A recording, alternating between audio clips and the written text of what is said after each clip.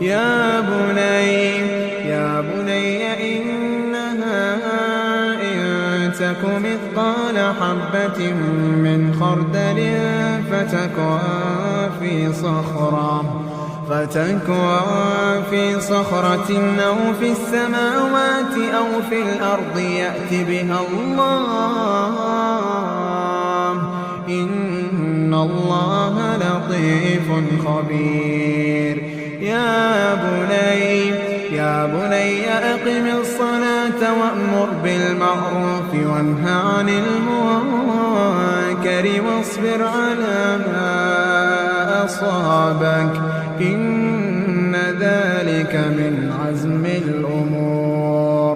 ولا تصعر خدك للناس ولا تمش في الأرض مرحا إن الله لا يحب كل مختال فخور.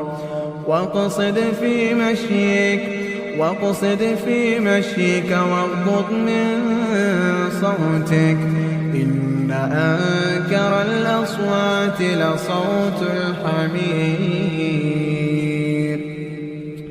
ألم تروا أن الله سخر لكم ما في السماوات وما في الأرض وأسبغ عليكم نعمه ظاهرة وباطنة ومن الناس من يجادل في الله بغير علم ولا هدى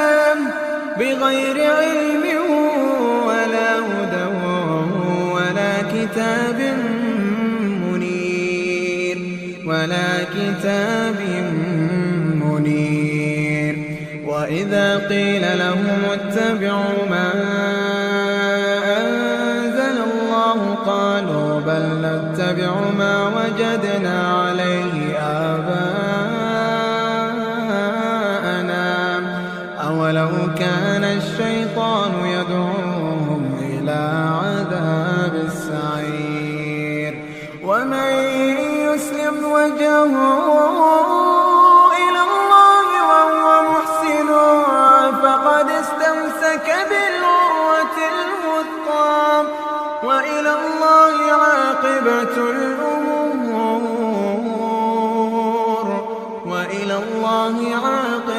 الأمور. ومن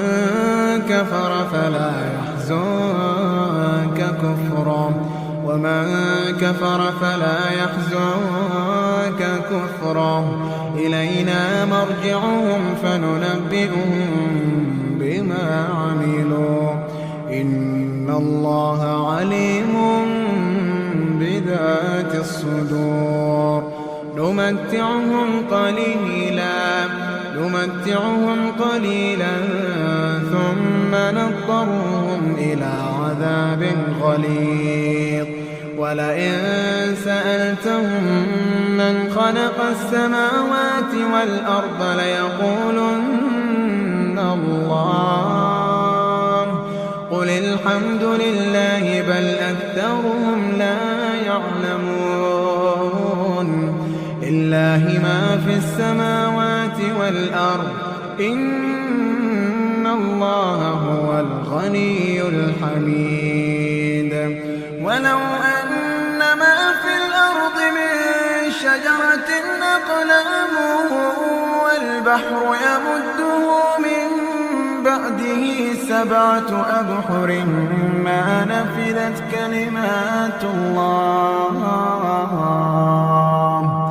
إن الله عزيز حكيم.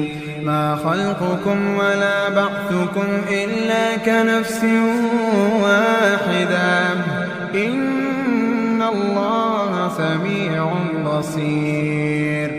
ألم تر أن الله يولج الليل في النهار ويولج النهار في الليل وسخر الشمس والقمر كل يجري إلى أجل مسمى وأن الله بما تعملون خبير.